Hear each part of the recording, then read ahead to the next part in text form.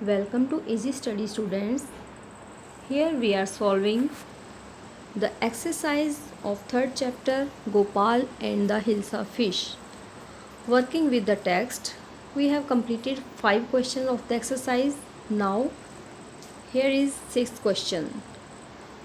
These are true and false. First point, the king lost his temper easily. तो students मैं आपको इसकी translation Hindi भी बता देती हूँ ताकि आपको समझ में आ जाए कि इसमें पूछा क्या गया है। King lost his temper easily, यानी कि राजा अपना जल्दी गुस्से हो जाता था। यस, दिस इज़ ट्रू, क्योंकि वो हिल्सा फिश की जब बात बार बार सुनता है तो वो गुस्सा हो जाता है। तो first point is true. Second, Gopal was a mad man. Gopal एक पागल व्यक्ति था?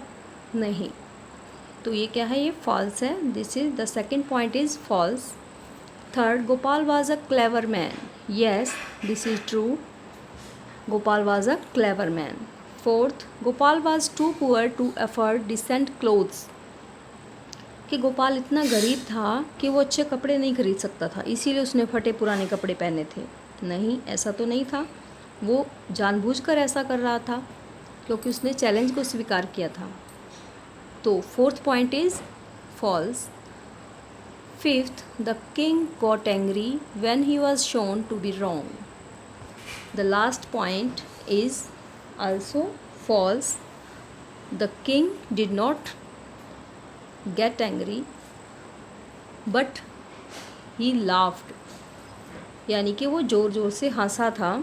लास्ट में जब उसको पता चला कि वो गलत है, गोपाल ने उसको गलत साबित कर दिया, तो वो गुस्सा नहीं हुआ था, वो हंसा था। तो fifth point is false. Now notice working with language. Notice how in a comic book there are no speech marks when characters talk. Instead, what they say is put in a speech bubble. However, if we wish to repeat or report what they say, we must put it into reported speech. Change the following sentences in the story to reported speech. The first one has been done for you. तो इस part में आपको reported speech के बारे में बताया गया है। इसमें राइटर कह रहा है कि जब कॉमिक बुक हम कोई पढ़ते हैं तो हमें ये नहीं बताया जाता कि ये इनडायरेक्ट स्पीच है या फिर डायरेक्ट स्पीच है। जबकि किसी जो भी कोई करैक्टर बोलता है उसके पास बबल में उसकी बात लिख दी जाती है कि वो ये बात बोल रहा है। लेकिन हमें यहाँ पर रिपोर्टेड स्पीच के बारे में पता होना चाहिए, यानी कि डायरेक्ट और इनडायरेक्ट स्पीच जिसको कहते हैं उसके बारे में। Let us start. First point, how much did you pay for that hilsa? The women asked the man how much he had paid for that hilsa. तो जो ये जो पहला पॉइंट है इसको डायरेक्ट स्पीच कहेंगे और फिर इसको इनडायरेक्ट स्पीच में चेंज कर दिया गया है कि वुमेन ने आदमी से क्या पूछा। जबकि ये हम लेसन में भी पढ़ चुके हैं, ये कॉमिक स्टोरी में एक औरत जो है आदमी से पूछती है कि तुमने ये हिल्सा कितने में ख़रीदी। Second, why is your face half shaven? Gopal's wife asked him. तो ये बात किसने कही थी? गोपाल की वाइफ ने उससे पूछा था कि आपने अपना फेस जो है आधा शेव क्यों किया है। This is direct speech. लेकिन अब हमें इसको इनडायरेक्ट स्पीच में बदलना है, तो हम बोलेंगे गोपाल्स wife asked him why his face was half shaven. Why यहाँ पे लिंकर जो है, यहाँ पे हम वैसे रिपोर्टेड स्पीच में दैट लिंकर लगाते हैं, लेकिन ये क्वेश्चन मार्क है, इसके पीछे क्वेश्चन पूछा गया है तो इसमें हम वाई लिंकर ही यूज़ करेंगे। और इज़ एम आर को हम वाज वर्ब में कन्वर्ट कर देते हैं, तो हम इज़ को यहाँ पे वाज में कन्वर्ट कर देंगे। Gopal's wife asked him why his face was half shaven. Third, I accept the challenge, Your Majesty. Gopal told the king. तो ये बात गोपाल ने किंग से बोली थी। वो कह रहे हैं Gopal told the king that he accepted the challenge. ही इसमें चेंज कर दिया गया है, इसको सब्जेक्ट को चेंज कर देते हैं जब हम डायरेक्ट स्पीच का इनडायरेक्ट बनाते हैं। Third, fourth point, I want to see the king. ये बात किसने कही थी? गोपाल ने किंग से कही थी। Gopal told the guards that he wanted to see the king. Bring the man to me at once. Fifth point, bring the man to me at once, the king ordered the guard. ये बात किसने कही थी? राजा ने अपने सिपाहियों को आदेश दिया था कि उस आदमी को मेरे पास लेकर आओ। The king ordered the guard to bring the man to him at once. ये मैंने आपको बोलकर बता दिए हैं स्टूडेंट्स। अगर आप ध्यान से सुनेंगे और लिखते टाइम इनको सुनकर लिखेंगे तो आपकी कोई गलती नहीं होगी। लेकिन उसके बाद मैं आपको एक इसका स्क्रीनशॉट भी भेज दूँगी सॉल्व्ड, जिसमें किए गए होंगे ये आपके स्पीच।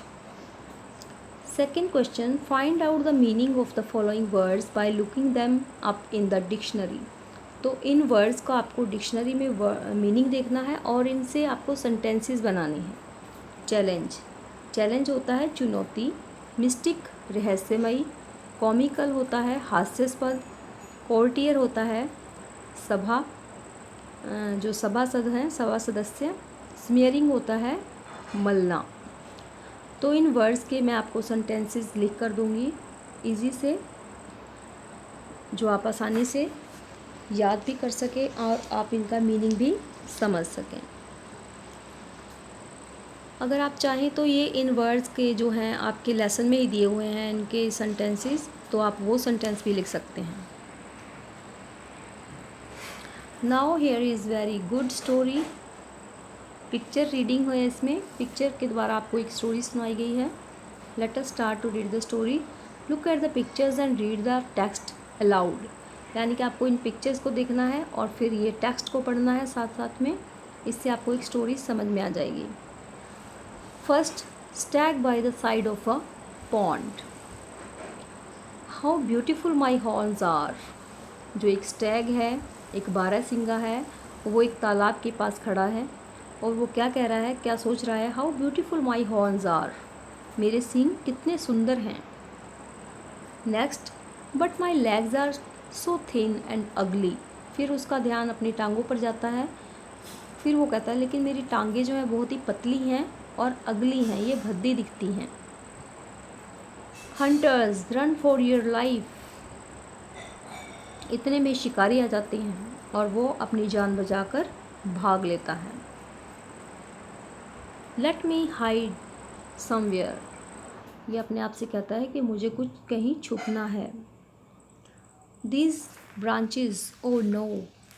तो वो जब छुपने की कोशिश करता है ब्रांचेस में, तो उसके सींग जो हैं ब्रांचेस में उलझ जाते हैं। They are too close, get out of here. लेकिन उसको दिखाई देता है कि जो हंटर हैं वो बहुत ही पास आ गए हैं उसके शिकारी। तो वो कहता है मुझे यहाँ से निकलना है। I was proud of my horns. They could have caused my death. I was ashamed of my legs. They saved me. तो बारहसिंगा कहता है कि मुझे अपने सींगों पर बहुत गर्व था कि ये बहुत सुंदर हैं, लेकिन ये मेरी मौत का कारण बन सकते थे। और जिन टांगों पर मैं शर्मिंदा हो रहा था, शेम फील कर रहा था, उन्होंने ही मेरी जान बचाई। तो लास्ट में उसको समझ में आ जाता है कि सुंदरता ही सब कुछ नहीं होती। All the glitters is not gold is the moral of the story.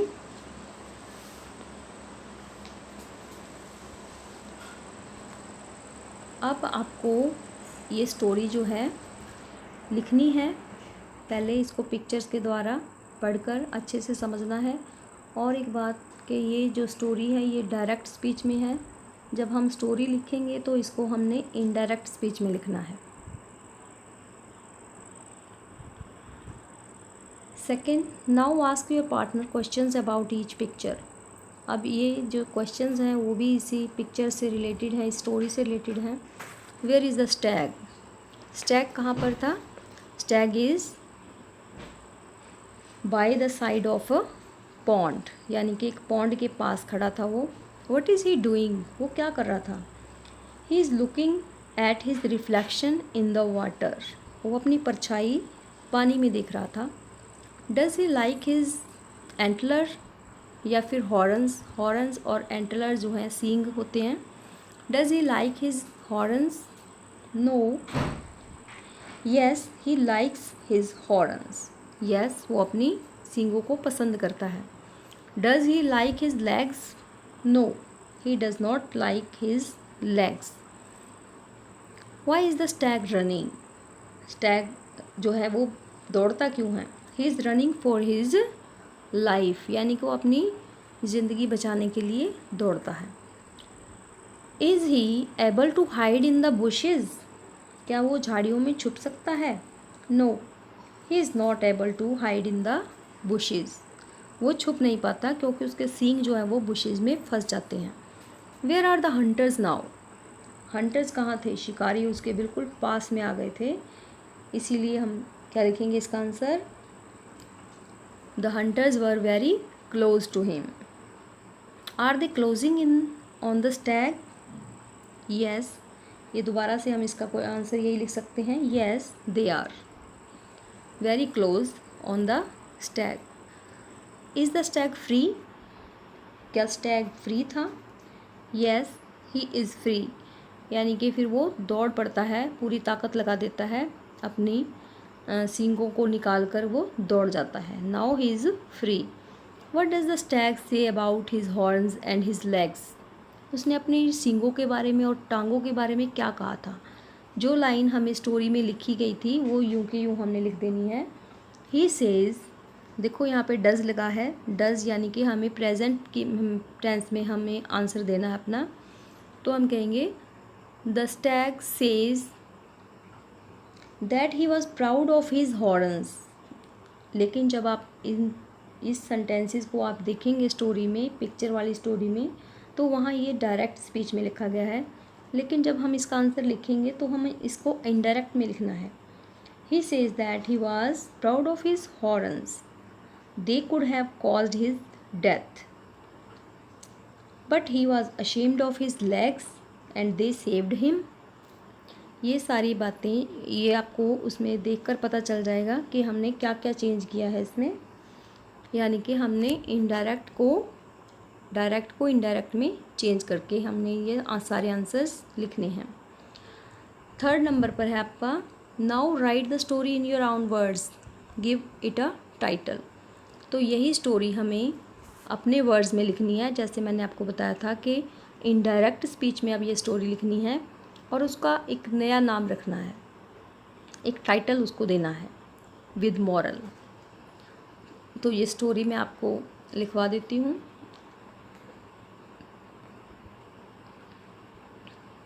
Now fourth question, complete the following word ladder with the help of clue given below. ये लैडर को हमने पूरा करना है, इसमें जो भी वर्ड्स हैं, लेकिन इसके लिए क्लू नीचे दिए गए हैं. जैसे यहाँ फर्स्ट नंबर पर क्या वर्ड आएगा, हमें फर्स्ट लाइन पढ़नी है, तभी हमें पता चलेगा कि इसमें क्या वर्ड आएगा. Mother will be very dash if you don't go to school. C से वर्ड शुरू हो रहा है, एस पर ख़त्म हो रहा है. इसमें वर्ड आएगा क्रॉस, CROSS, क्रॉस. यानी कि इसका मीनिंग है कि माता जी बहुत गुस्सा होंगी. क्रॉस का मीनिंग है यहाँ पर एंग्री होना, गुस्सा होना. Mother will be very angry या फिर cross if you don't go to school, यदि तुम स्कूल नहीं जाते तो माता जी बहुत गुस्सा होंगी. यहाँ पे वर्ड आएगा क्रॉस. सेकंड है as soon as he caught dash of the teacher Mohan started writing. जैसे ही उसने,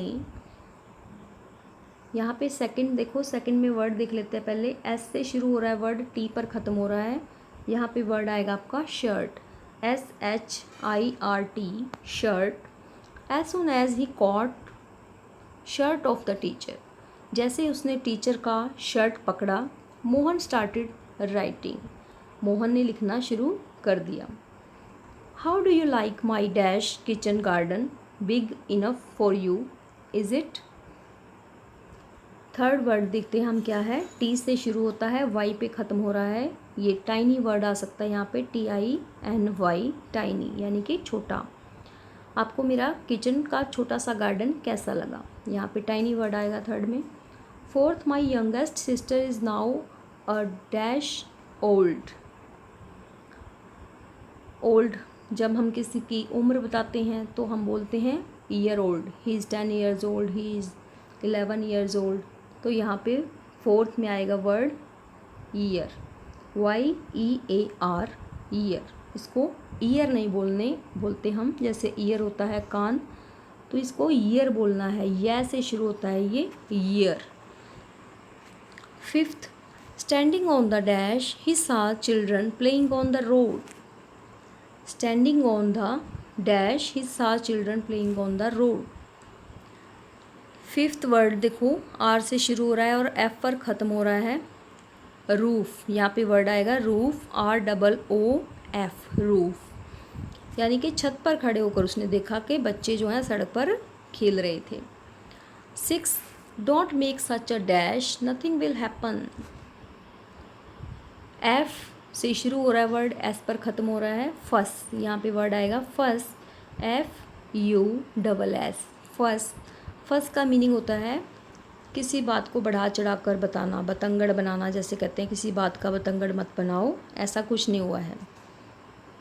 यही मीनिंग है इस छठी लाइन का कि ऐसा कुछ नहीं हुआ है, बात का बतंगड़ मत बनाओ। 7th, don't cross the dash till the green light comes on. कि रोड तब तक पार ना करो जब तक कि हरी लाइट नहीं आ जाती। तो यहाँ पे रोड नहीं है, वर्ड है हमारा एस से स्टार्ट हो रहा है, टी पर ख़त्म हो रहा है। तो क्रॉस करने के लिए हम रोड ही क्रॉस नहीं करते, स्ट्रीट भी क्रॉस करते हैं। तो स्ट्रीट होता है गली, STREET, स्ट्रीट की स्पेलिंग है। यहाँ पे 7th में वर्ड आएगा street. So students, we have completed our full exercise of the third lesson। और ये जो स्टोरी है आपको, ये मैं आपको लिख कर दूँगी, और बाकी जो भी डायरेक्ट इनडायरेक्ट स्पीच हैं ये भी मैं आपको सॉल्व करके पिक्चर इनकी भेज दूँगी। लेकिन अच्छा यही है कि आप इसको सुने ध्यान से वीडियो को, क्योंकि बोलकर मैंने आपको सारी एक्सरसाइज सॉल्व करवा दी हैं। और आई होप कि आपको समझ आ गई होगी। आप इसको अपनी नोटबुक में लिखें। थैंक्स।